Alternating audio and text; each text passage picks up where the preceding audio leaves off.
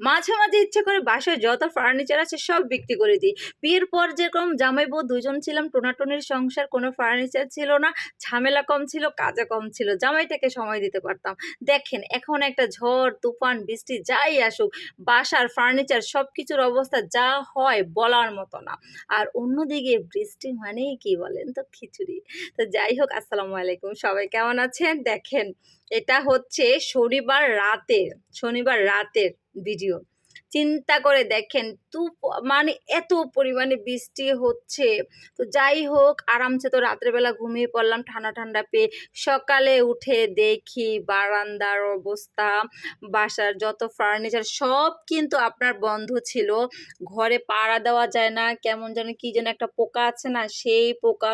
মনে হচ্ছে ইহু জিন্দিগিতে এই বাসায় কখনো ঝাড়ু-টাড়ু কিছু দেওয়া হয় নাই। এমন একটা অবস্থা। তো যাই হোক, এইদিকে হচ্ছে তো ওগুলা দেখে-টেখে চলে আসলাম, কারণ খেতে তো হবে। এদিকে রুটি দিয়ে খাওয়ার জন্য লাউ দিয়ে ডাল দিয়ে লাউ বসিয়ে দিলাম। আর অন্যদিকে হচ্ছে ভাতের চাল দিয়ে ৪ পদের ডাল, পোলাওয়ের চাল সবকিছু দিয়ে খিচুড়ি করব। তো সেজন্য হচ্ছে ওগুলাকে একটু ইয়ে করে নিলাম, মাখিয়ে নিলাম। এখন ধুবো। তো এই তো আমার এইটা রিলসে কালকে দিয়েছিলাম যে এটা কি? তো আমার মেক্সিমাম আপুরাই বলতে পারছে, কারণ আমার আপুরা তো রান্না-বান্না অনেক দক্ষ। তো যাই হোক, লাউ ডাল কিন্তু বা লাউ দিয়ে ডাল, তারপরে সকালবেলা ডাল দিয়ে যেকোনো ধরনের সবজি খুবই ভালো লাগে।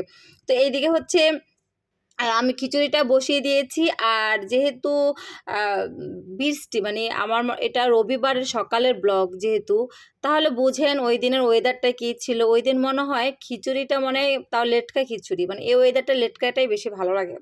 তো এটার জন্য ব্যাচেলর মানে আমার ভাই ব্যাচেলর থাকা অবস্থায় ওর কাছ থেকে রেসিপিটা শিখছি। এই ভাতের চাল দিয়ে খিচুড়িটা রান্না করে সেটা দিয়ে একটা চিকেন ফ্রাই করা। তো চিকেন ফ্রাইটা ওরা কিভাবে করে সেটাও আপনাদের সাথে শেয়ার করব। খুবই মজা।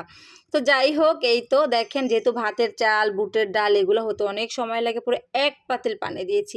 আর একদম পারফেক্ট হয়েছে। মানে পানিটা একদম পারফেক্ট হয়েছে, সিদ্ধটাও হয়েছে।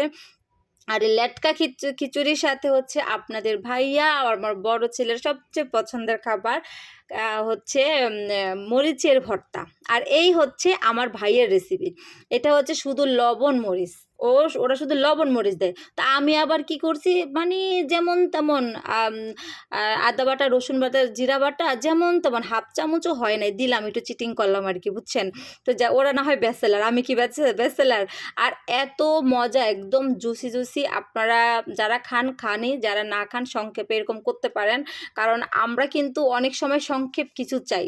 তো যাই হোক, এদিকে হচ্ছে মাখিয়ে মেরিনেট করে রাখবো, যেহেতু দুপুরবেলা খাবো, শুধুমাত্র আপনাদের ভাইয়াকে সকালবেলা দিব। তো সেজন্য হচ্ছে তাড়াহুড়ো করে ভর্তাটা বানানো হচ্ছে। আর আপনাদের ভাইয়ের জন্যই হচ্ছে মানে একটা ডিম ভেজেছি। আর ভর্তাটা দেখেন, এই ভর্তাটাতে বেশি করে রসুন, পেঁয়াজ, বেশি করে ধনেপাতা, একটু মরিচের ভর্তা, কোনো ঝাল ঝাল লাগেই না। আর এই তো আপনাদের ভাইয়াকে হচ্ছে একটা চিকেন ফ্রাই, তারপর হচ্ছে ডিম ভর্তা, আর তারপরে শসা, আর কি লাগে বলুন তো? সকালবেলা তাকে দিয়ে দিলাম, তাকে দোকানেও দিয়েছি খাওয়ার জন্য।